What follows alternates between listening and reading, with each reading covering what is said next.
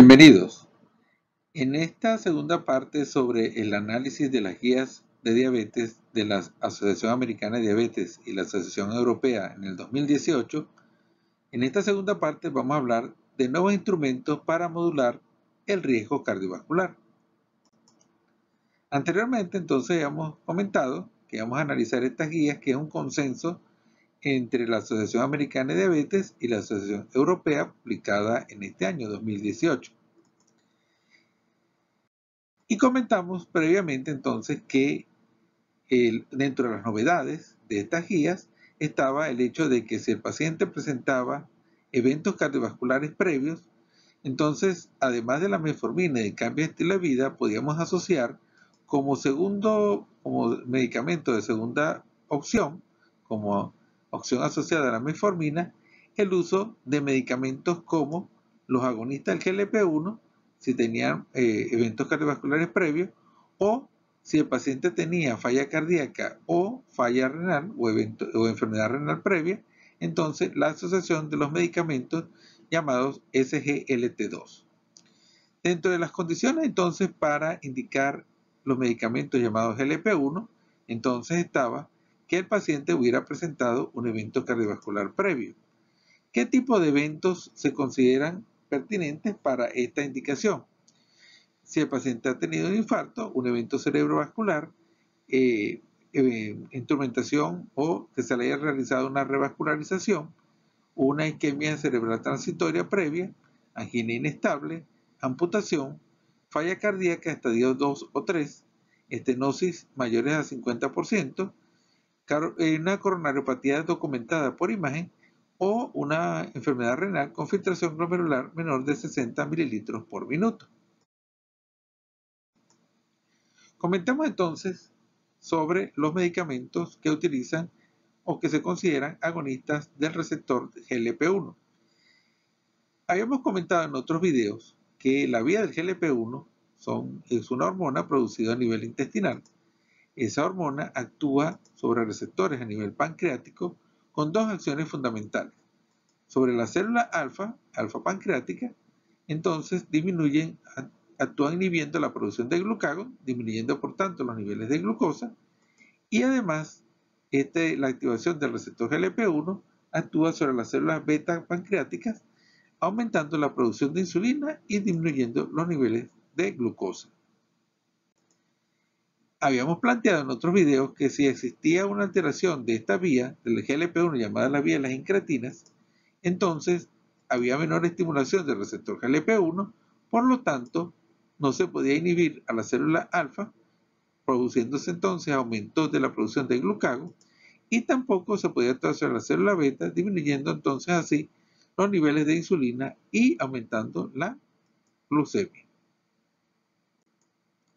Y que entonces una de las estrategias para actuar en pacientes diabéticos era esa GLP-1 que no estaba actuando, que no estaba presente a nivel del organismo, entonces lo podíamos administrar de forma de medicamento para que entonces al administrar GLP-1 actuara sobre el receptor del GLP-1 y que se inhibiera la célula alfa, disminuyendo los niveles de glucagón, y que se estimulara la célula beta, aumentando entonces los niveles de insulina y disminuyendo la glucemia. Pero el sistema GLP-1 no se limita únicamente a nivel pancreático.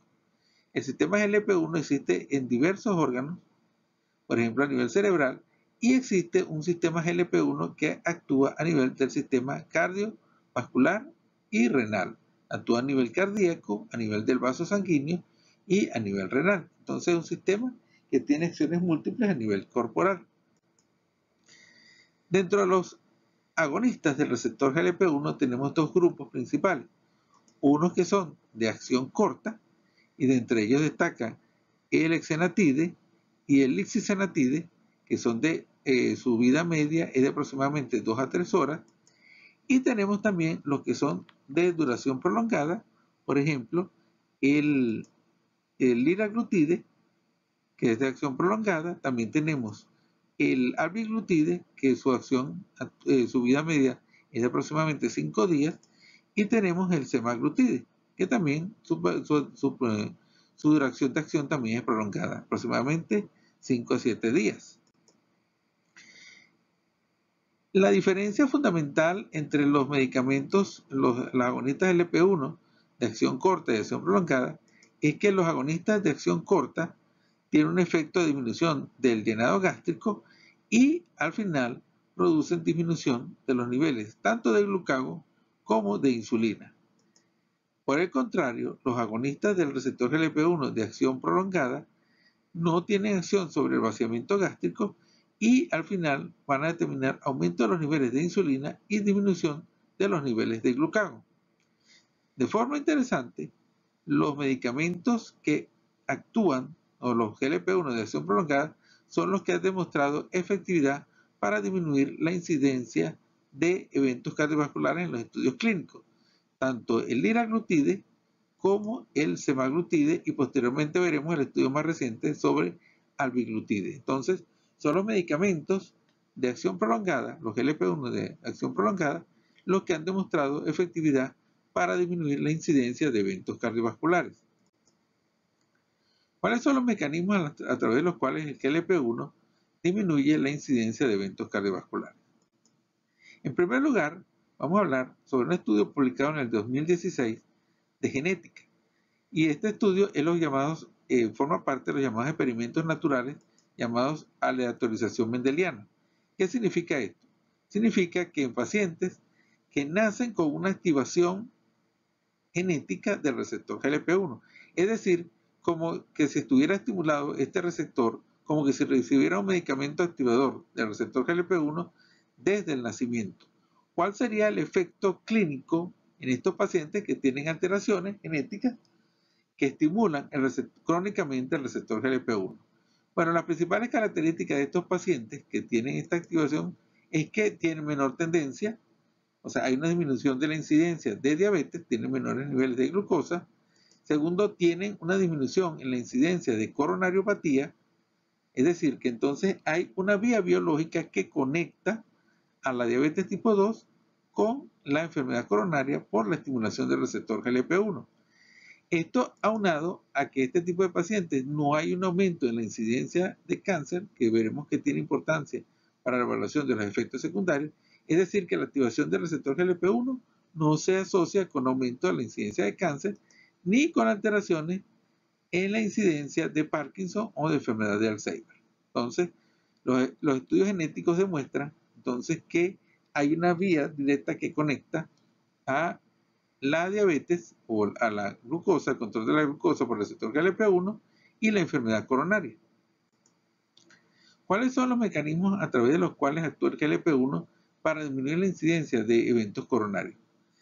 El GLP-1 es un modulador de la vía inmunológica de la aterosclerosis y actúa en los diferentes puntos, no actúa en un solo punto, sino actúa en diversos puntos de la vía biológica. En primer lugar, entonces, disminuye la adhesión de los monocitos a la pared del vaso sanguíneo, al endotelio sanguíneo. Entonces disminuye la adhesión de esos monocitos, por lo tanto disminuye la probabilidad de que se produzca una placa de ateroma a través de los mediadores llamados BCAM y CAM y los mediadores de migración de monocitos como el MCP1. Eso sería el primer punto. El segundo punto, el agonismo del receptor GLP-1 disminuye la oxidación de la molécula de LDL. Sabemos que la molécula patológicamente asociada a aterosclerosis es la LDL oxidada. En tercer lugar, la activación del GLP-1 cambia el perfil de los macrófagos en la placa de los ateromas. ¿Por qué? Porque disminuye el porcentaje de macrófagos llamados M1, que son los macrófagos agresivos, los asociados a daño de la pared vascular, y aumenta la población de macrófagos M2, que son macrófagos menos agresivos, que son macrófagos de tolerancia inmunológica. Es decir, entonces, que la activación del receptor GLP-1 disminuye los macrófagos M1 asociados a daño vascular y aumenta la población de macrófagos M2 que son de protección cardiovascular. En cuarto lugar, la activación del receptor GLP-1 disminuye la población de las llamadas células espumosas, que son los macrófagos que se llenan de lípidos. Esto a través de una acción sobre receptores llamados CD36 y sobre una molécula que se encarga de agrupar colesterol a nivel de los macrófagos llamada AKT1. En quinto lugar, la activación del receptor GLP-1 disminuye la proliferación de las células musculares lisas en la placa de ateroma, es decir, entonces que va a disminuir la proliferación de la íntima que obstruye la pared del vaso sanguíneo.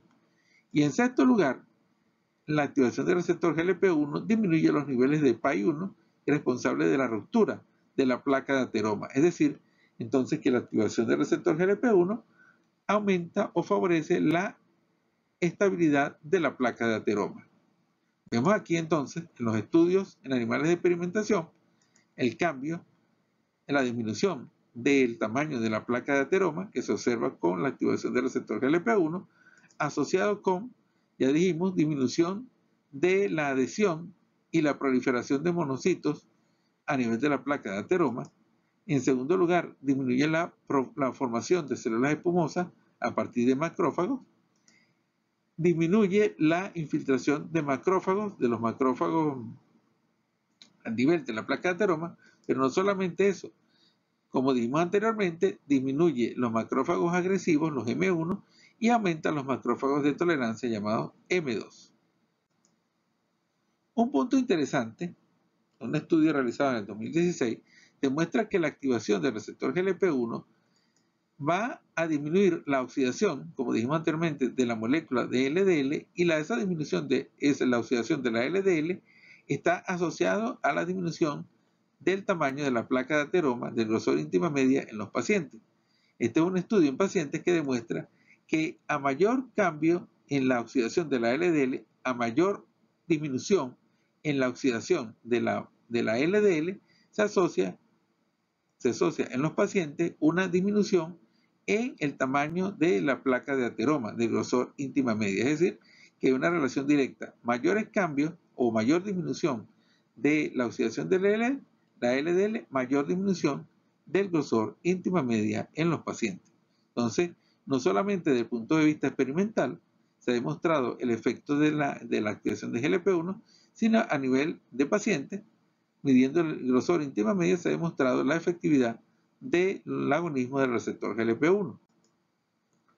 Veamos entonces ahora los estudios clínicos que son los que han conllevado a que la Asociación Americana de Diabetes y la Asociación Europea recomienden este tipo de medicamentos, en qué tipo de pacientes se recomienda. De los estudios del 2016 se demostró que dos medicamentos, el liraglutide y el semaglutide, disminuían el liraglutide un 13% y el semaglutide en un 26%, un punto cardiovascular primario constituido por mortalidad cardiovascular, infarto no fatal y evento cerebrovascular no fatal. Es la primera vez que un medicamento hipoglucemiante relacionado con disminución de glucosa demostraba disminución de eventos cardiovasculares, en este caso del punto primario. En el caso entonces del liraglutide disminuyó significativamente disminuyó este punto primario en un 13% y el semaglutide en un 26%. Cuando vemos este metaanálisis publicado a principios de este año, en el 2018, de una evaluación en conjunto de todos los medicamentos que hasta ahora se han descrito, los activadores de GLP-1, si hacemos un metaanálisis de todos los resultados de los estudios clínicos, se ha demostrado que el uso de este tipo de medicamentos disminuye el punto primario que dijimos anteriormente, que era de mortalidad cardiovascular, infarto no fatal y evento cerebrovascular no fatal. Disminuye ese punto primario, el uso de este tipo de medicamentos disminuye en el punto primario un 10% significativo, disminuye mortalidad cardiovascular en un 13% significativo y mortalidad general en un 12% significativo. Esto tenemos que tener en cuenta un elemento muy importante. Estos resultados de este tipo de medicamentos se demostraron en pacientes que ya habían presentado eventos cardiovasculares previos. Es decir, que hasta ahora no sabemos si este tipo de efectos, este tipo de beneficios, puede extrapolarse a pacientes que no hayan presentado eventos cardiovasculares, porque todos los estudios clínicos se realizaron en pacientes que ya habían tenido un evento cardiovascular previo. Eso en primer lugar. Y lo que se ha demostrado en todos los estudios es que por lo menos se necesita un tratamiento por lo menos de por lo menos 2 años para demostrar el beneficio clínico. Es decir, entonces tenemos dos elementos fundamentales. Primera vez, o tres elementos fundamentales. Es primera vez que se demuestra que un tipo de medicamentos hipoglucemiantes disminuyen la incidencia de eventos cardiovasculares. Pero esto asociado a pacientes que ya hayan presentado eventos cardiovasculares previos y que por lo menos para la duración del tratamiento, por lo menos 2 años de tratamiento. Un punto fundamental de este metaanálisis publicado en febrero de este año es la incidencia de eventos secundarios con el uso de este tipo de medicamentos. Cuando evaluamos en conjunto todos los medicamentos, se demostró que el agonismo del receptor GLP-1 no se asocia con hipoglucemia severa, no se asocia con aumento de la incidencia de pancreatitis y no se asocia con aumento de la incidencia tanto de cáncer pancreático como de cáncer tiroideo. Es decir, entonces con esto ya demostramos que son medicamentos relativamente seguros, disminuyen eventos cardiovasculares en un grupo de pacientes con unas características bien definidas, sin un aumento significativo en la incidencia de eventos secundarios severos.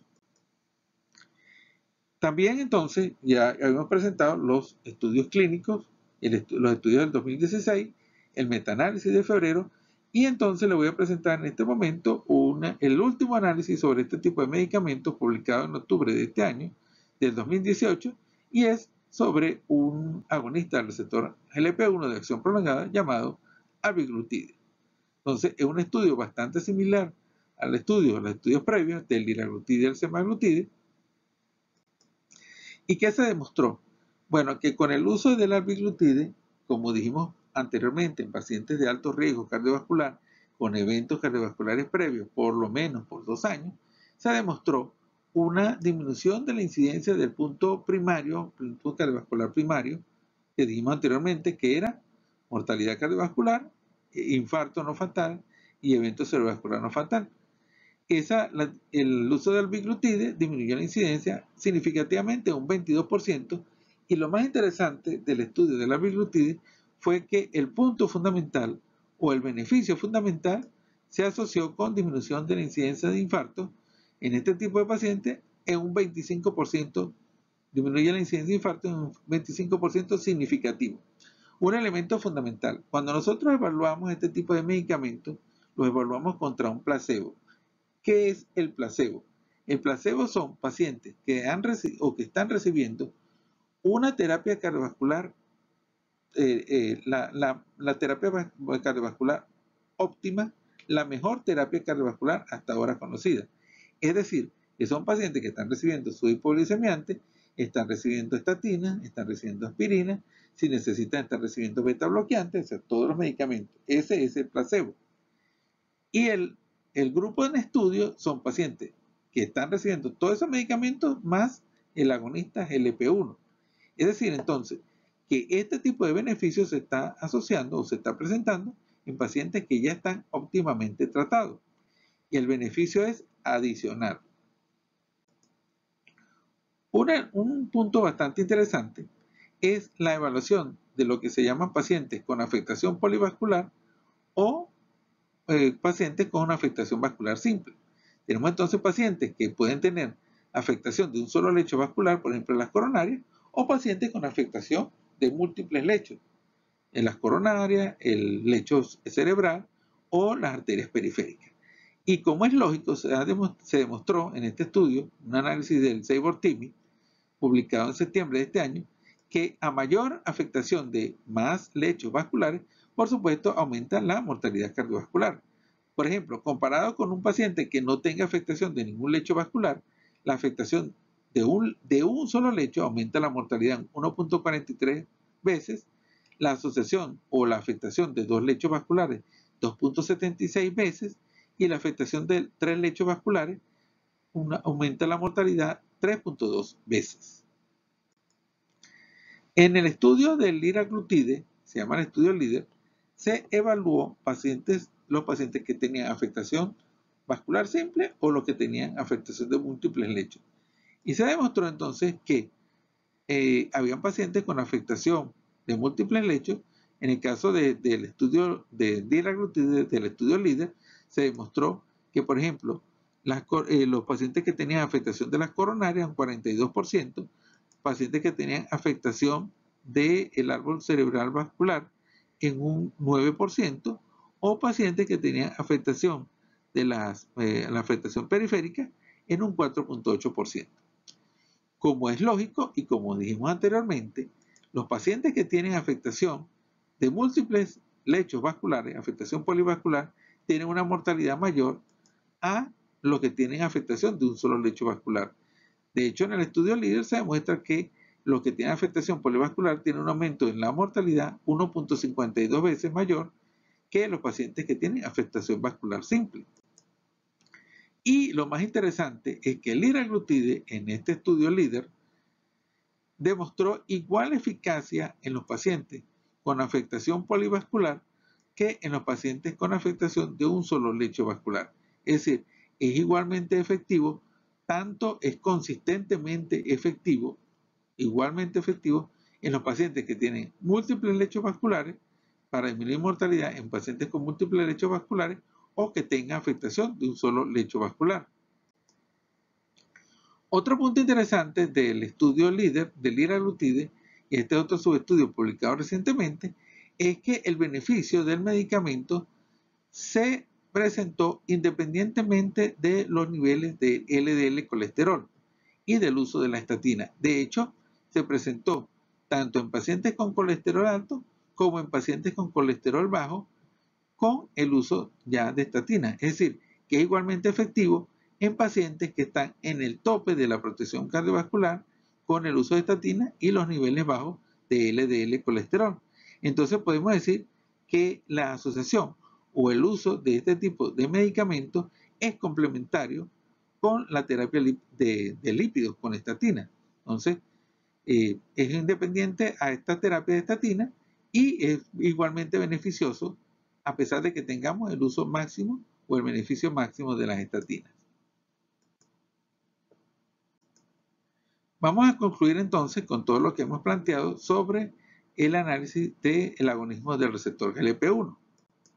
Podemos entonces decir que la evidencia actual demuestra que los agonistas del receptor GLP-1 pueden disminuir la incidencia de eventos cardiovasculares adversos mayores, mortalidad cardiovascular y mortalidad general en pacientes diabéticos de alto riesgo que previamente hayan presentado un evento clínico y que reciben un tratamiento óptimo. Eso es lo que demuestra la evidencia. En este tipo de pacientes es que se ha demostrado el beneficio del uso de este tipo de medicamentos. Esta evidencia es la evidencia aplicable a estos medicamentos, la evidencia que dijimos anteriormente, no puede ser extrapolada a pacientes que no hayan presentado eventos clínicos previos.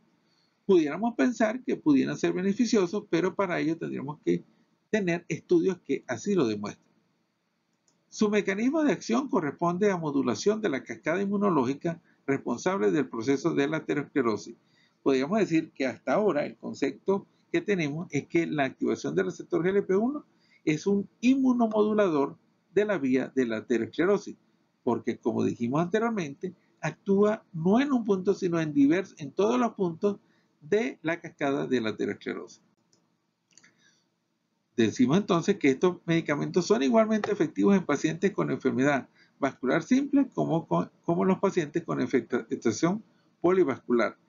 Su efecto antieterosclerótico es independiente de los niveles de LDL colesterol y podríamos decir que es complementario al uso de las estatinas.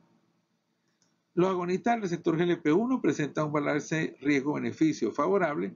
Ya dijimos entonces que los estudios clínicos demostraron un perfil neutro tanto para la incidencia de pancreatitis como de cáncer, y ya eso se había demostrado en los estudios genéticos que la activación crónica del receptor GLP-1 no se asocia, por lo menos en lo que se ha demostrado, a pancreatitis como tal o a cáncer.